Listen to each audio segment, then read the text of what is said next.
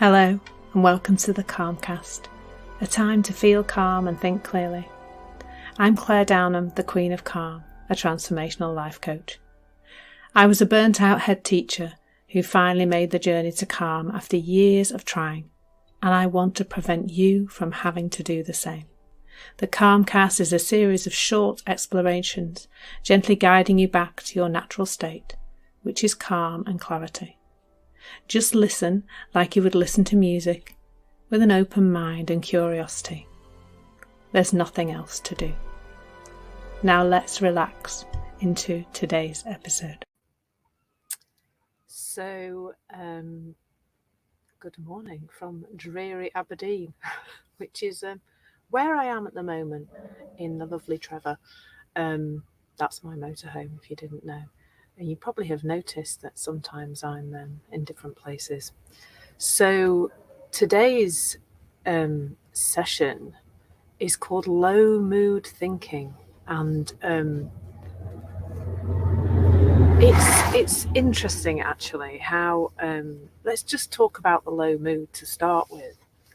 How I used to think about low moods, that they were something to be got rid of or avoided, and that the thinking that I had when I was in a low mood was really helpful. Somebody said on a session I was on last night really struck home on this, because it's like there's a message, isn't there? Like when we're feeling in a low mood, something comes to mind, and it's almost like it's somebody like getting hold of us going, this is going to sort it out, this is going to make it better, this is going to be the thing that makes you feel better. So you act on that, and a lot of the time you've probably noticed that your low mood doesn't have the best quality of thinking associated with it. And this system that we have, it actually just excites me now. Like when I'm in a low mood, when I'm feeling anxious or fearful or angry or irritated is probably more of my, it's having the this amazingly clever update from my system, which is letting me know that my thinking is not of a tremendous amount of use to me in this moment. Whereas in the past, my low mood thinking got me into all sorts of trouble. Not like trouble, I've not been arrested or anything, but it probably got me a speeding ticket once though. When I was wound up about being late for something, and my low mood thinking said you just need to go faster, and then of course I did go faster, and ended up with a speeding ticket. It's the only one I've had, and it was 5 years ago. So no, sorry, I've had 2 in my life. So even when the low mood thinking is saying rush, I mean, we are the only of God's creatures that speeds up when it's lost. And when you've got a low mood, when you're in a low mood of any description, you're lost, really. You're just caught up in something temporarily. And how wonderful to have something that's letting you know you've got low mood thinking. So some examples of things that may be, maybe kind of coming up for you in terms of the things you do when you've got low mood thinking. For me, for years and years in the past, my low mood thinking told me to eat chocolate, or other appropriate foods are available. For a short time, my low mood thinking told me to drink to excess, and then dance a lot on the not quite on the table, but my low mood thinking, it guided me to be in relationships that were really not right for me at all. And I remember one particular relationship I was in when I was doing online dating, and it lasted about 3 months, but the whole time I had an upset stomach. Like it was growling, it was upset, it was angry, it was, that was my wisdom actually saying, Claire, this person is not right for you. But I didn't listen to that. I was too kind of too caught up in my thinking about this relationship and was listening to that. It's all sorts of things. When you look at your life as I'm doing right now, and this is not an invitation to start beating yourself up, by the way. It's an invitation for compassion, because we do what we do in the moment with the thinking that looks to be true to us. And until we start to develop a greater awareness and we start to up-level our level of consciousness and become more aware of our thinking, we will continue to listen to it and do what it tells us to do. But that low mood thinking, what I think's gone wrong, in my humble opinion, in the kind of self-help industry and stuff, is that we've been told the low mood thinking is to be dismissed, got rid of, suppressed, meditated away or acted upon so that it goes away. The trouble is with that is that the more important thing is to be aware of your thinking in that moment. Because once you are aware, the feeling passes anyway. Like, it doesn't need us to do anything about it.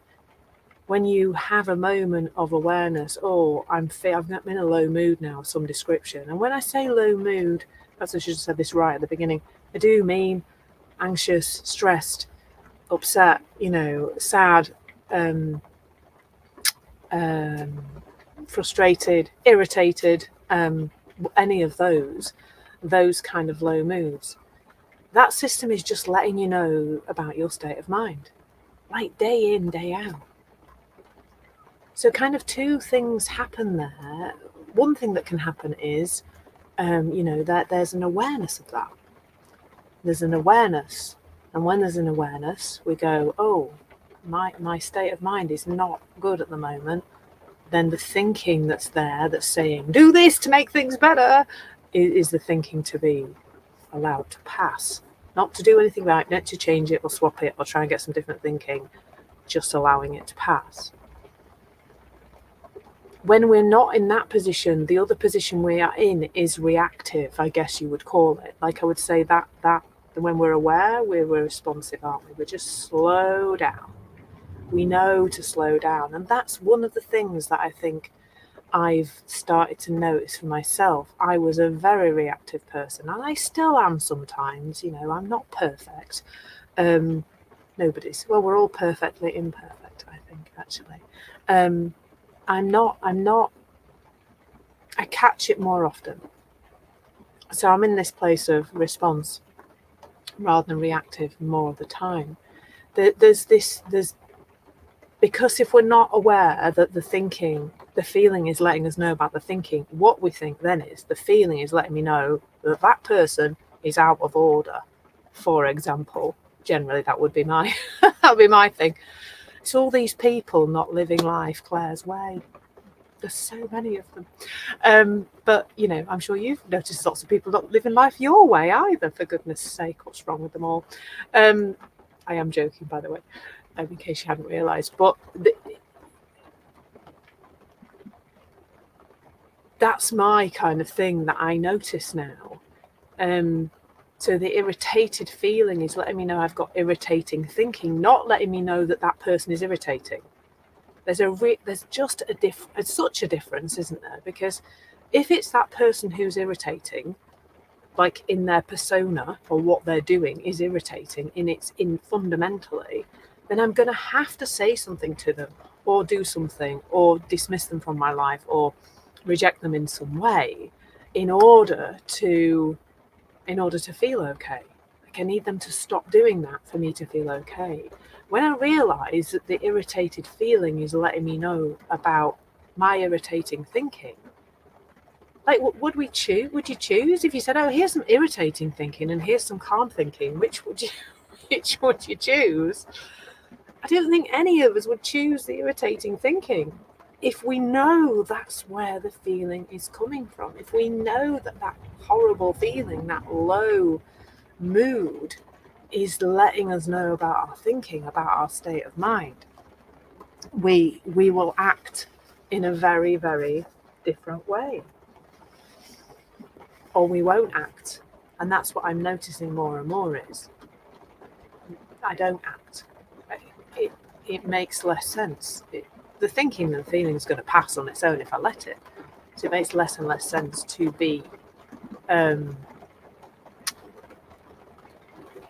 following that and to be acting on that without the pause. Now, what I'm not saying is that we have to put up with rubbishy behaviour from other people. I'm not saying that. But when we are calmer, the way we approach that person and say, do you know what, actually, what you just did then, that wasn't really okay, is like that. It's completely different, completely different. So watch out for your low mood thinking, folks. It is